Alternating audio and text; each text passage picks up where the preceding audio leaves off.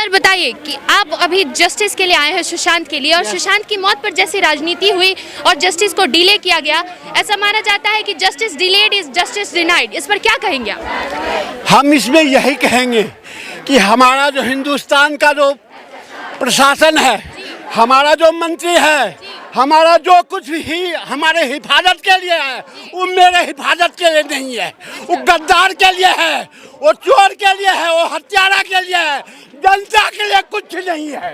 ऐसा क्यों कह रहे सर, इतनी नाराजगी क्यों? मेरे साथ बीता हुआ बात है, 3 महीने से 4 महीने से बच्चे रो रो के मर रहा है, उसकी फरियाद कल के परदेश को बदल के आज क्या करना, जहाँ हो बेहतर उद्धव वहाँ फरियाद क्या करना, वहाँ फरियाद क्या करना, जहाँ हो बेहतर उद्धव। दर्दी को उसको जरा सा भी दर्द नहीं है। आज मैं इस स्थिति में बीमार होते होते बिहार से आया हूँ, सहरसा से। मेरा नाम सुधीर झा है, लेकिन इस से जुड़ा हुआ बात था। टहलते टहलते कैसे करके मैं ये 2 बच्चे के आंसर की जब मैंने सुना, 4 महीने से मैंने अनवर जी की सुनते सुनते तब आज मैंने यहाँ तक आया हूँ, और इस बच्चे को आशीर्वाद देने के लिए। और मेरी कोई बात नहीं है, ये सरकार नहीं, सरकार गद्दार है, सरकार नहीं। बोला नया हिंदुस्तान, न्यू इंडिया, कहाँ है तेरी न्यू इंडिया? बता दे हाथ कंगन को अर्जी क्या? बच्ची के साथ रेप, बच्चे का हत्या, बूढ़े बुजुर्ग को कोई सुविधा नहीं, कहाँ है तेरी न्याय? गद्दी और कुर्सी की लालच का तुम लालची हो, जनता की लालची नहीं हो। शुक्र रहो, मेरे दिया हुआ है, तुम्हारा दिया हुआ लिया हुआ नहीं है। विश्वास किया, तूने गद्दारी की, तेरी गद्दारी का नतीजा मैं निकालूंगा।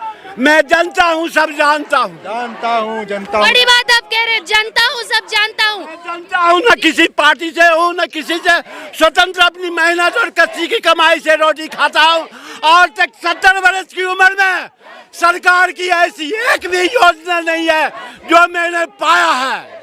बहुत बड़ी बात। मैं अपने स्वावलंबी और अपनी ताकत के हिमाकत से जिंदगी जीता हूँ। आप क्या कह रही है, जो भी कह रहे हैं इस पर आप क्या कहना चाहेंगे?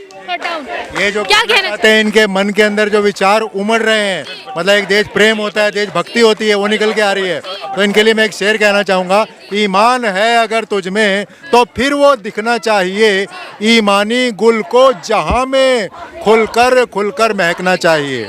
और मेरा ये शेर है, मैं हर किसी के लिए नहीं बोलता, ये दमदार आदमी है, लगा टक्कर के आदमी है, तो मैंने कहा इनके लिए कुछ हो जाए। और ये गंदगी बॉलीवुड की दूर होनी चाहिए। मैं खुद बॉलीवुड से हूँ, ठीक है, शायर गीतकार एक्टर हूँ, आपको पता है मेरा, ठीक है। मैं चाहता हूँ एकदम से गंदगी दूर हो और साफ सुथरे हर आदमी को, हर बच्चे बच्ची को न्याय मिले, जो भी एक्टर एक्ट्रेस बनने आते हैं वहाँ पे।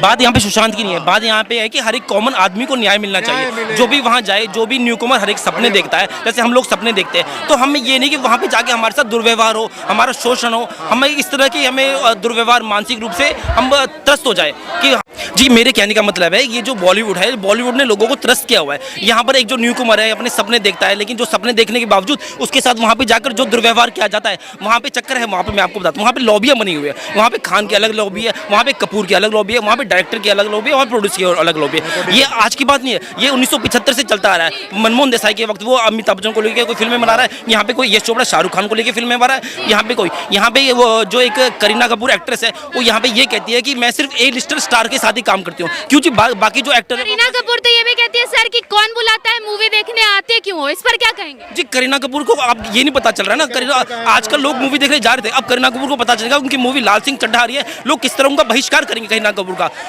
और इस तरह अभी आपने देखा आमिर खान के साथ क्या हुआ, वो यहाँ पर तो यहाँ पे जो इजराइल के प्रधानमंत्री है उनसे नहीं मिलते, लेकिन जो दुश्मन देश के जो टर्की के राष्ट्र फर्स्ट लेडी है उनसे जाके मुलाकात की जाती है। आखिर क्यों ये दुर्व्यवहार क्यों? यहाँ पे आकर वो सत्यमेव जयते चलाते हैं और वहाँ पे जाके दुर्व्यवहार करा जाता है। वहाँ पर दोगली ये अर्थव्यवस्था क्यों की जा रही है? ये दोगलापन है।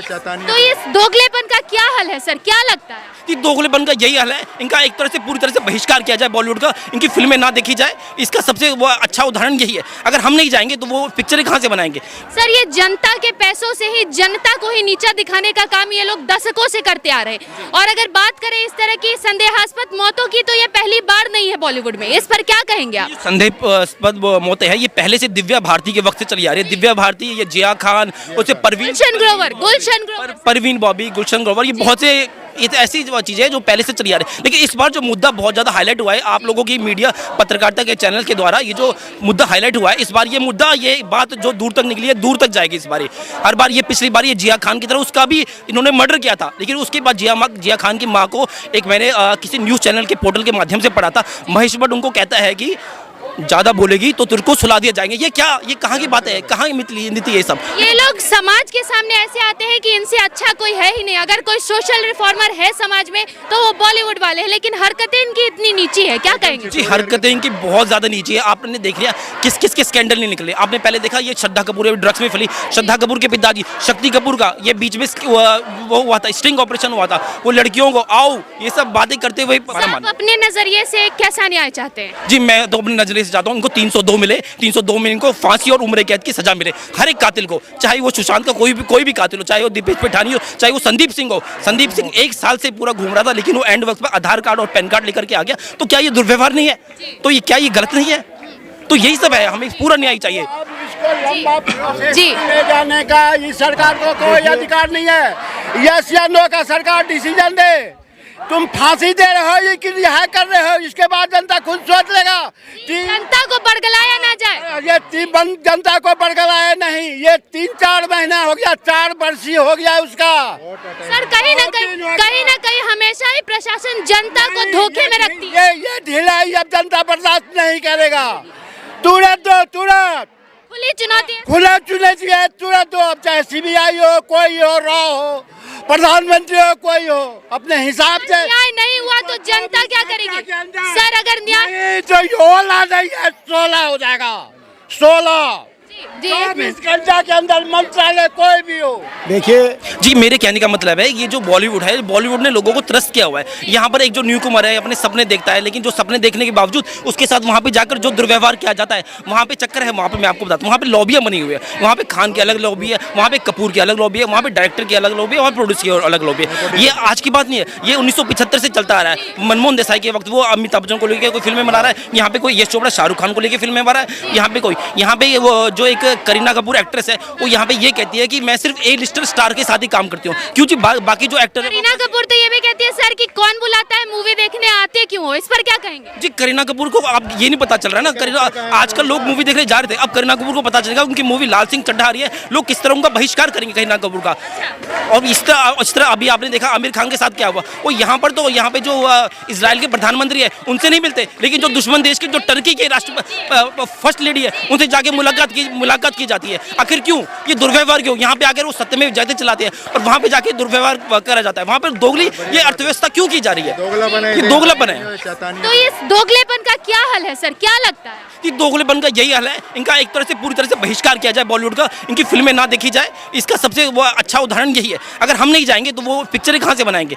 सर ये जनता के पैसों से ही जनता को ही नीचा दिखाने का काम ये लोग दशकों से करते आ रहे हैं। और अगर बात करें इस तरह की संदेहास्पद मौतों की तो ये पहली बार नहीं है बॉलीवुड में, इस पर क्या कहेंगे आप? संदेहास्पद मौतें हैं, ये पहले से दिव्या भारती के वक्त से चली आ रही है। दिव्या भारती, ये जिया खान, उससे गुलशन ग्रोवर, परवीन बॉबी, गुलशन ग्रोवर, ये बहुत से ये तो ऐसी चीज़ें हैं जो पहले से चली आ रही है। लेकिन इस बार जो मुद्दा बहुत ज़्यादा हाईलाइट हुआ है आप लोगों की मीडिया पत्रकारिता के चैनल के द्वारा, ये जो मुद्दा हाईलाइट हुआ है इस बार, ये मुद्दा, ये बात जो दूर तक निकली है दूर तक जाएगी इस बार।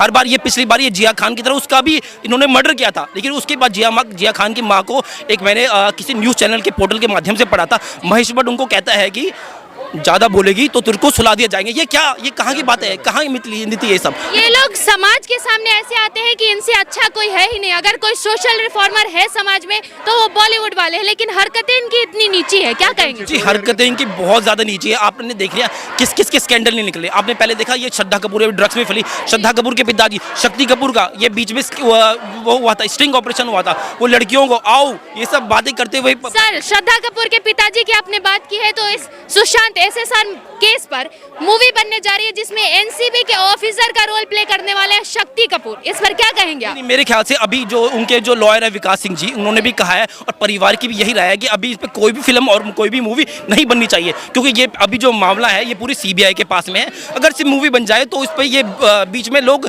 ये बीच में अलग तरह के अलग दिशा में चला जाएगा मामला। तो अभी मूवी इस पर नहीं बननी चाहिए, कोई मामला इस पर नहीं होना चाहिए। ये मुद्दे को अभी जो है अभी इसको सीबीआई देख रही है और सीबीआई उचित न्याय देगी, और ये हमारा मानना है। अपने नजरिए से कैसा न्याय चाहते हैं? जी, मैं तो अपने नजरिए से चाहता हूँ इनको 302 मिले, 302 में इनको फांसी और उम्र कैद की सजा मिले हर एक कातिल को, चाहे वो सुशांत का कोई भी कातिल हो, चाहे वो दीपेश पठानी हो, चाहे वो संदीप सिंह हो। संदीप सिंह 1 साल से पूरा घूम रहा था, लेकिन वो एंड वक्त में आधार कार्ड और पैन कार्ड लेकर के आ गया। तो क्या ये दुर्व्यवहार नहीं है? तो ये क्या ये गलत नहीं है? तो यही सब है, हमें पूरा न्याय चाहिए। अब इसको लंबा प्रोसेस जी। ले जाने का इस सरकार को कोई अधिकार नहीं है। यस या नो का सरकार डिसीजन दे। तुम फांसी दे रहे हो कि रिहा कर रहे हो, इसके बाद जनता खुद सोच लेगा। जनता को बरगलाया ना जाए। ये जनता को बरगलाया नहीं, ये 3-4 महीना हो गया, 4 वर्षीय हो गया उसका। सर कहीं ना कहीं हमेशा ही प्रशासन जनता को धोखे में रखती है। ये ढिलाई अब जनता बर्दाश्त नहीं करेगा। तुरंत दो, तुरंत खुली चुनौती है। खुला चुने चाहिए, तुरंत दो। अब चाहे सीबीआई हो, कोई हो, रॉ हो, प्रधानमंत्री हो, कोई हो, अपने हिसाब से। न्याय नहीं हुआ तो जनता क्या करेगी? सर अगर न्याय नहीं, जो 16 नहीं है 16 हो जाएगा। 16 जी 24 घंटा के अंदर मंत्रालय कोई भी हो। देखिए, यहाँ जितने भी हमारे लोग अनशन से जुड़े हुए हैं, इनकी आंखें नम हैं, हृदय द्रवित हो रहा है। मानवता ने अपने अर्थ खो दिए। हमारे सबसे political leader senior Sharad Pawar साहब है। शरद पवार साहब चाहे तो इसको हैंडल कर सकते हैं और ठाकरे सरकार पर भी प्रेशर बना सकते हैं। मैं शरद पवार साहब से आग्रहपूर्वक कोटि निवेदन करता हूं कि आप इसके बीच में आइए, आप आके और सबको बताइए क्या हो रहा है। ये एम्स की जो रिपोर्ट है, इसने आग में घी का काम कर दिया है।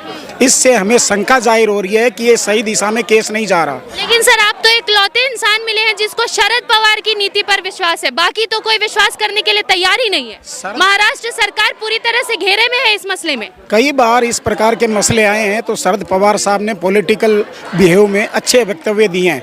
वो चाहें तो वो कर सकते हैं, और हमें आरोप प्रत्यारोप फांसी की बात करने से पहले हमें सीबीआई की रिपोर्ट पे भरोसा करना चाहिए। जब तक सीबीआई की रिपोर्ट एक्यूज नहीं बना देती तब तक हम लोगों को इस प्रकार हर एक के ऊपर आरोप प्रत्यारोप नहीं करना चाहिए।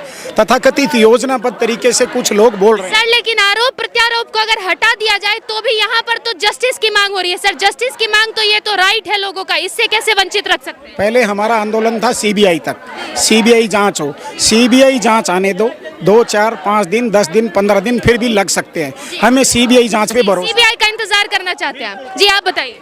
मैं तो अब ये देखना चाहता हूँ, बहुत हो गया, 3-4 महीने हो गए। अब देखना चाहें भसीन, बॉलीवुड को बेपर्दा होते, पर्दे पीछे की गंदगी सफा और बेगानी हो जाए और दुनिया आर भारत और ब्रह्मास्त्र की दीवानी हो जाए। Thank you so much.